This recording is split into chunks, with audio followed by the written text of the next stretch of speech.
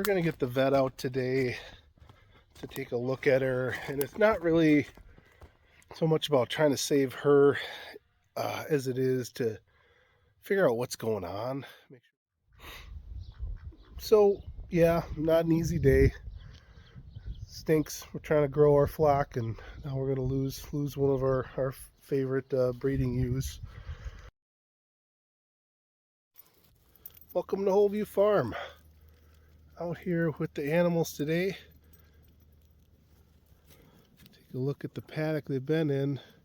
We've been putting a lot of hay down, putting it pretty heavy because this stockpile is just not as good and the ground's not as rich here, so we're trying to build up some carbon, putting it down a little heavier than normal.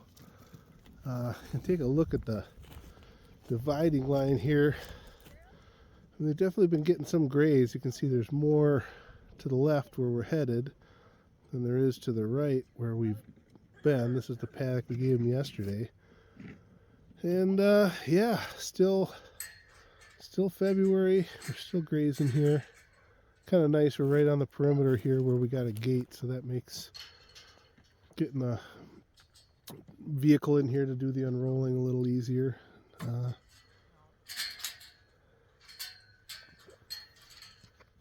good morning. Off. You stay off. Griffin's still being up butts. Had some trouble with the dog. He was getting out under the wire. He was actually climbing under this bottom wire. There was a couple spots where we had it hooked. Yeah, kind of like that, where it's a little higher on the side than the rest of it, and he was scooting under there. So we had him on the drag for the last couple days. It's just a chunk of tire, weighs probably 3-4 pounds on a short piece of chain, and that just kind of slows him down a little bit. For the first day he just laid there and moped. He wouldn't even move with it on, but then he kind of got used to it and started moving around. And yeah, he's out of the doghouse now, and he was where he was supposed to be this morning, so that's a good thing.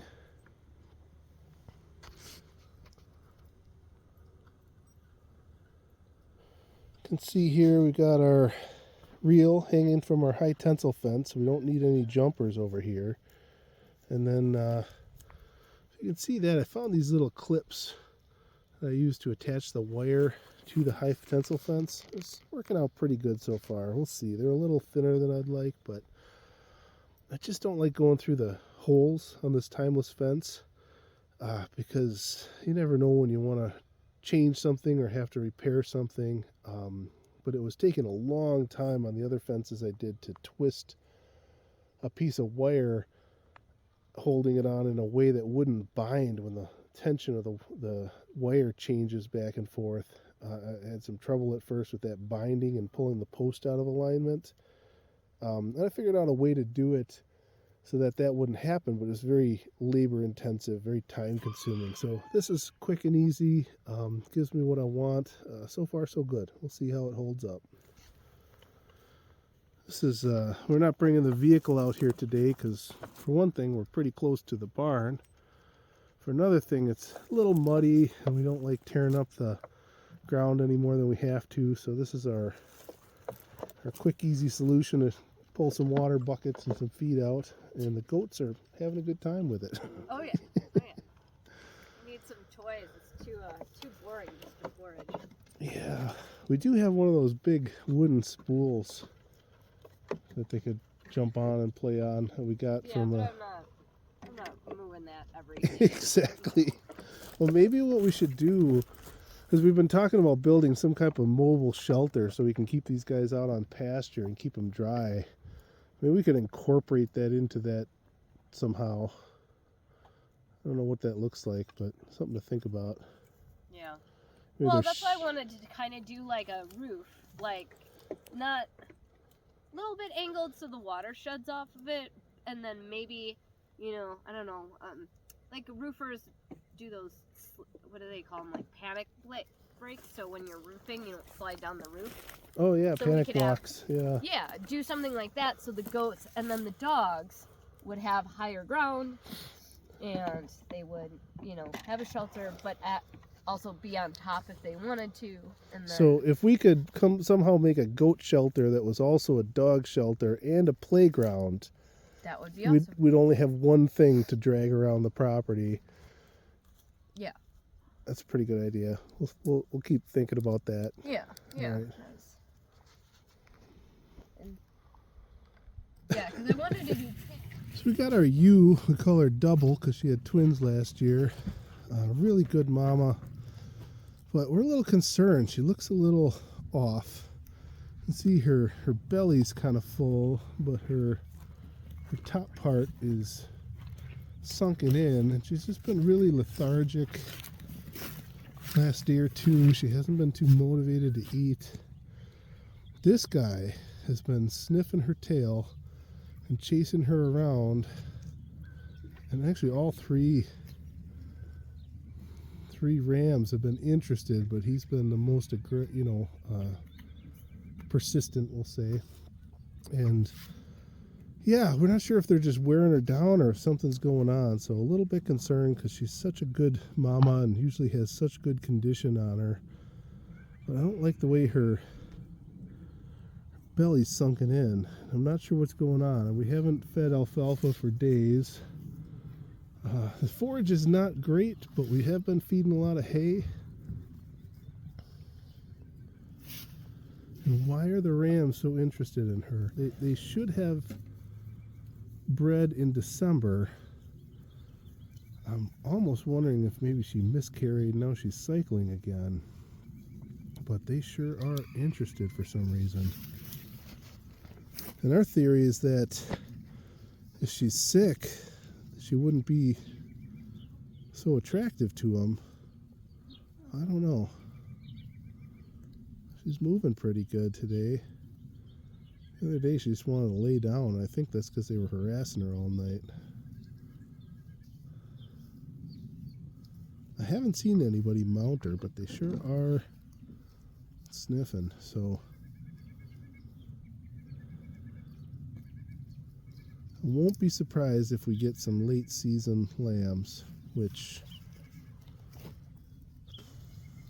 would put us into July, which would not be a great thing. But I'm anticipating that this first lambing season on our new cycle is not going to go flawlessly. These guys were used to lambing in January, February, and we took last year off of that cycle so that we could get them bred in December and get on what we think is going to be a better timing, is having our lambs in May when the fawns are dropping and the grass is flush and there's plenty of energy for everyone. But I don't think this is going to be an easy transition to make. I think it's going to take some time and some effort to get on that cycle. So we'll see how it goes this year. I need to bring some food out. Yeah, they've been eating? Yeah, definitely. So Griffin, we're still kind of struggling with. We got the door propped open right now for him, and he just is not really figuring this out. We're not sure. He's scared of the door. Yeah. He doesn't like the noise. I've been banging it when he's trying to eat and put my hand there. He'll eat when I hold it, but then I slowly bring it back, and he's like, "Don't let it touch my nose." So, okay, so he's afraid of the door. Yeah. Still trying to train him to use this feeder, and seems we're thinking he's only really eating when we're out here monitoring, which is not ideal. But some of that might be, yeah. Hey. Well, that's okay. Yeah, yeah. He can defend his food from goats. That's yeah. Because they're gonna be like, oh. That's when you get you're so submissive to the flock that you're gonna try and come in. Right. And I'm okay with that. Can't go after them out there, but. Well, and I worry about the interaction between the two dogs. It seems like they're getting defensive of the food both ways, and although Griffin's definitely submitting to Gertie at this point. But we just worry she's taking it too far and not letting him eat unless we're here. So, but I do think building a double-sided dog feeder would resolve that, where they can get in from 2 different entrances and have 2 different feeders. Right. And So, George, he's got 2 of these spaced out, but I like well, if we're going to not build having 20 million things on the pasture either. Yeah. We have the mineral feeder, then we have 2 of these. Let's have one big sled back to back. They can flip in between if they want to, and out the back. It's longer, but on the other hand, like, that's nice. I like the idea of keeping this one so that we have a backup option. Right. We have, if we ever decide to split off, like say a ram farm with a dog or something, that we have a feeder for that dog. But if I'm going to go through the effort of building another one of these, it is going to be a double-sided one, and it's going to have goat doors, because I just see goats as part of our future, at least for the next decade, trying to get this brush under control. So you know, we're taking a slow, steady approach with it. We're learning our husbandry before we get too big, but we're going to need a lot more goats and some time, some seasons to really get this multiflora rose in a condition where we want it. Yeah, definitely. And even like silvopasture work, I mean, we got 10 acres that just, you know, would be awesome goat habitat. You're talking about the forested Back 10 there, acres yeah, in the back corner. And you know, again, like, goats and sheep can really put a hurt on that, and they'll love the terrain. It's really rocky and stuff, and that would be awesome to see it come back in the, you know, grassiness.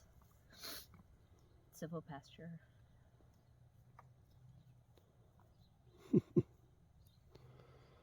You full? You just gotta digest a little bit.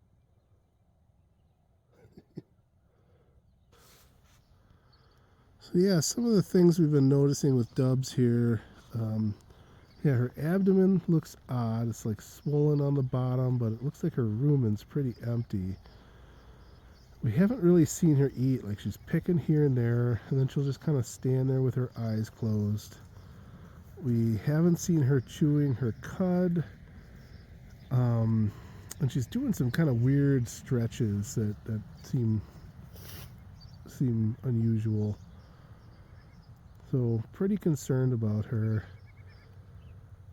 I mean, comes with the territory. We know we're going to lose some animals, but boy, she's just such a good sheep. I'd hate to see her go, and wish I understood better what was going on. It's like her rumen's shutting down or something.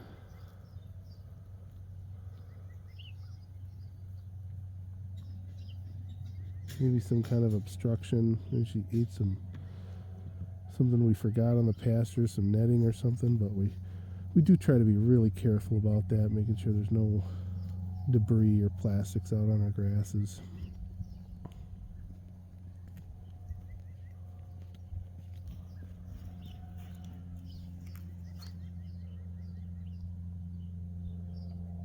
We'll see.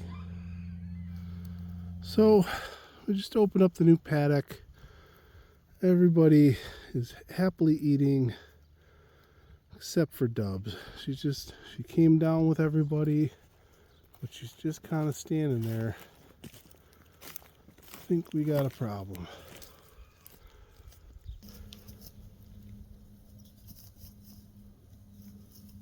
Yeah, she's sick.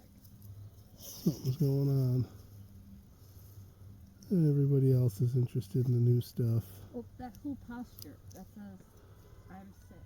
So she's trying to fake it. Yeah.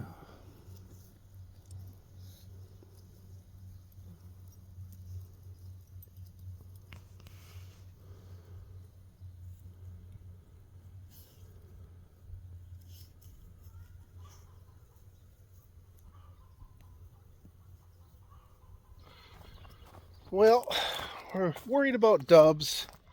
We're going to get the vet out today to take a look at her, and it's not really so much about trying to save her as it is to figure out what's going on, make sure we are learning from this, and to protect the rest of the flock. We don't think about our animals so much as individuals, or try not to, and try to focus on building a good flock and the continuity of that flock. And so we need to understand what's happening here. So mission right now is to get the whole flock pushed up. We made a lane over to the barn so we can get them over to where we can handle them a little better, and make sure when the vet arrives they can put hands on her and we're not wasting their time trying to round everybody up. Well, I'm up in the hayloft right now.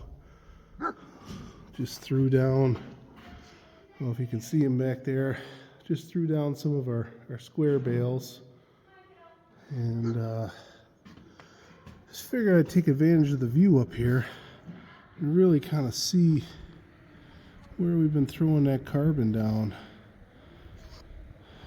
So hopefully that'll come back screaming this year. We got our fences reconfigured. We are gonna use one of these alfalfa bales to entice everybody back up by the barn where we can get hands on Dubs and get her examined and figure out what's going on. So that is the mission now.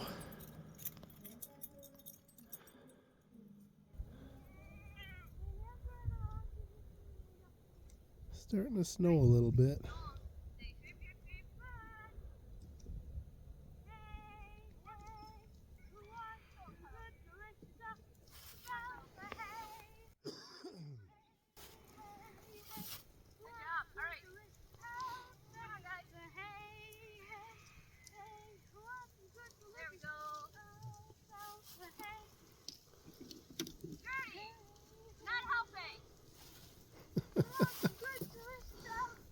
Yeah, there comes the big white dog spooking the sheep.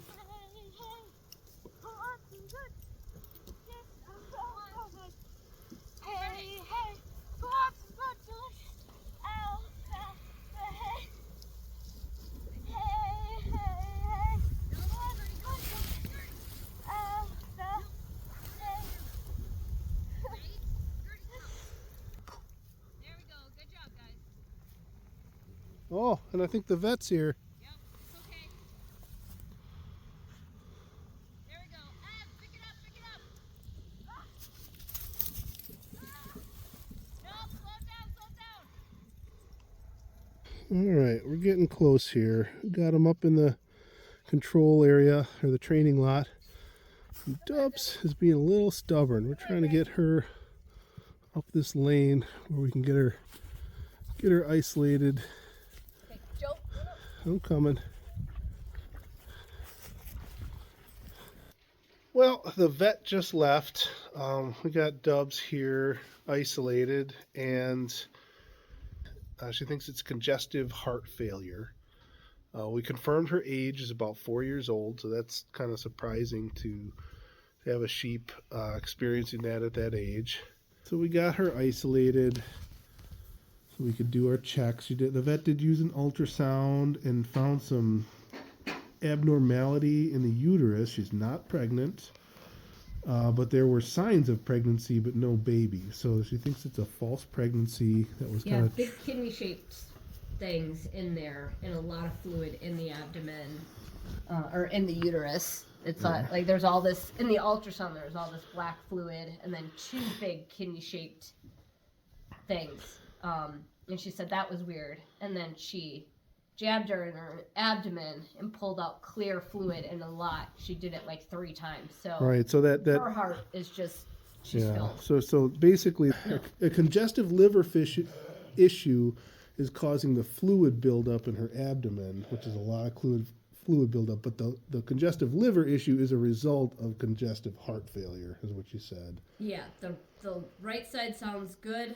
on the right heart valve, and the left side sounds muffled. Yeah. She listened with a stethoscope and found muffled sounding heart not palpitations, but a muffled sound on her heart. It tells us that there's lots of fluid built up on that side. Pulling all the fluid out, and it was clear. There's no blood, so yeah, that's all ascites fluid. So it's really unfortunate. This was one of our superstar sheep. However, Um, the the prognosis is bad. She's just going to decline and start losing weight and eventually die from this. And but there's no reason we can't harvest her and put her in the freezer and consume her at this point. So that is the plan. And really, it's the sooner the better. And I mean, it's hard. It's not an easy decision. We really liked her. We loved that she had twins last year and just had excellent body condition. It's kind of strange that she'd be having congestive heart failure at 4. You'd expect to see that in an older sheep. Well, we'll make note of it and keep an eye on Georgia and her baby. Yeah, we do have one ewe. She had twins. The ram lamb is already in the freezer. He was a smaller ram. He always just didn't develop as well as our other ram, so we ended up having him processed. July. Back in July. And her ewe lamb is in our flock still. So if this is a genetic heart defect, that's something we'll want to pay attention to. And we don't want that in our line. If her ewe lamb has problems eventually, well, we'll have to take similar actions.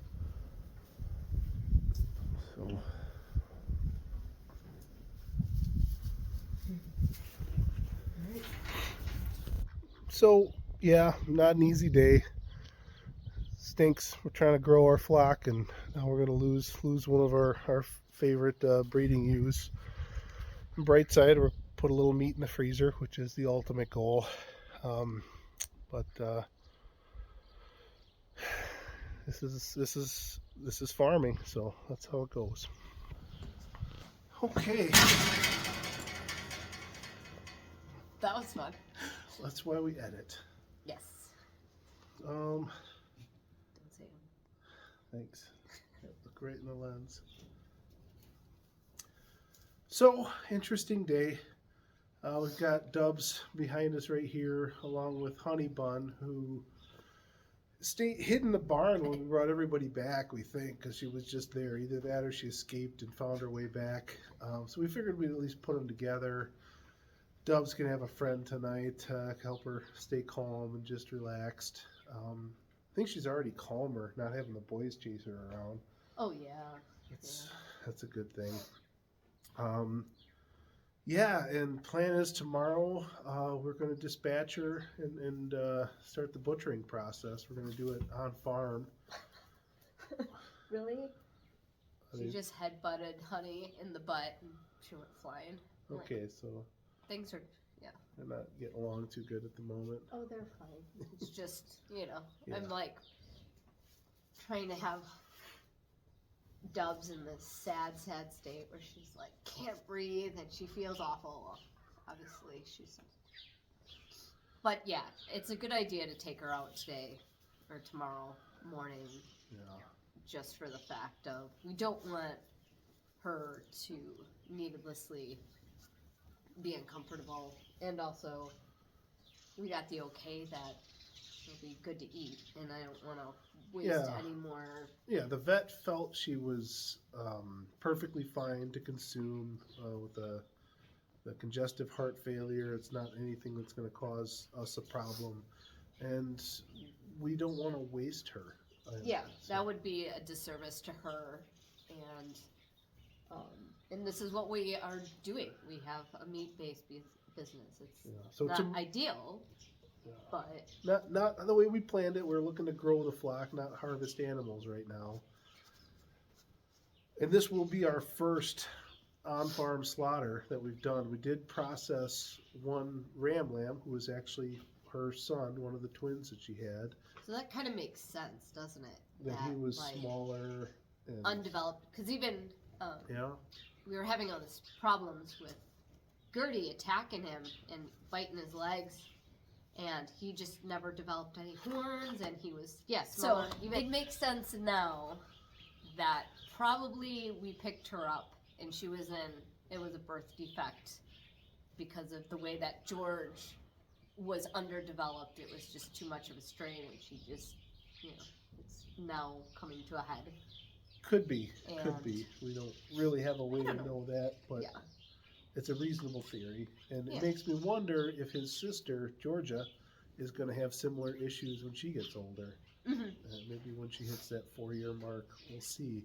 So we're going to keep good records of any offspring that she has. Yeah. And we're going to remember this in our notes so that as we move forward, we can develop the best possible flock.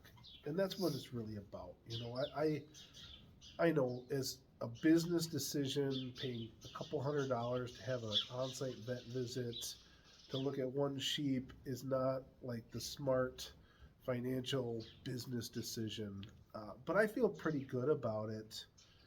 I think it was the right move for us because we're fairly new at this, and it was an opportunity to learn something.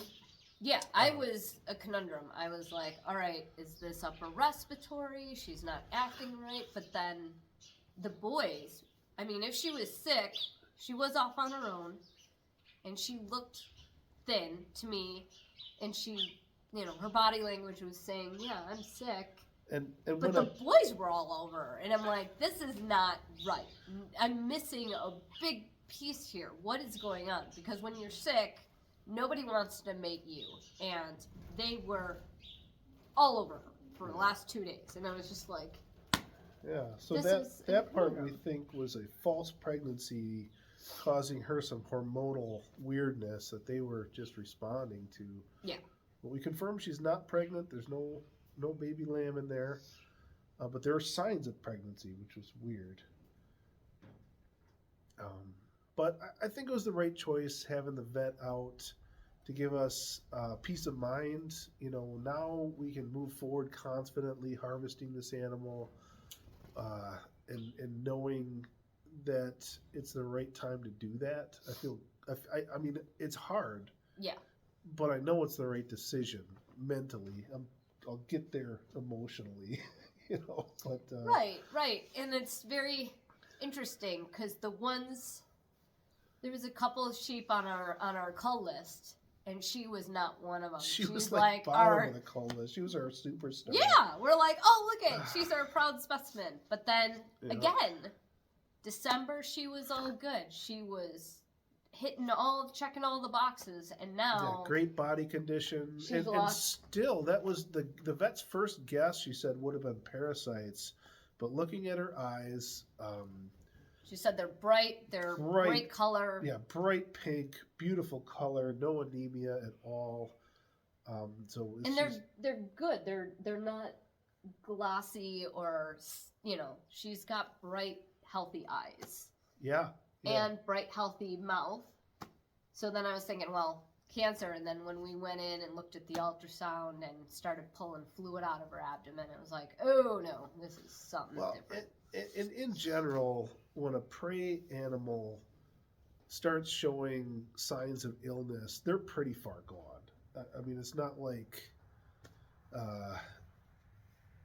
it's not like we got weeks, right, or months. They're very good. They've evolved to be very good at looking healthy, so they don't get picked off right up until the end. So yeah. We know that she's not long for this world in this condition, and we're not going to make her wait and suffer through that. And we're not going to suffer through that. We're going to do the right thing for ourselves, our farm, and our flock. And I'm not going to film the butchery process. I'm just not that confident in my dispatch and butchery skills, so right. Maybe we'll get there someday, but I don't want to have any distractions when we're doing knife work. So we'll let you know how it goes, but I don't plan to putz around setting up cameras or anything. That part I want to be fully focused in the moment and do the best job we can. So yeah, we'll show you the package deal when it's in the freezer. Yeah, we could do that. Yeah. Some finished chops. So, well, thanks for watching. If you've stuck with us, if you're liking and subscribing our videos, we really appreciate that. That really helps. I hope people could learn something from our mistakes, and we'll just keep making these as we go through this journey of learning how to farm.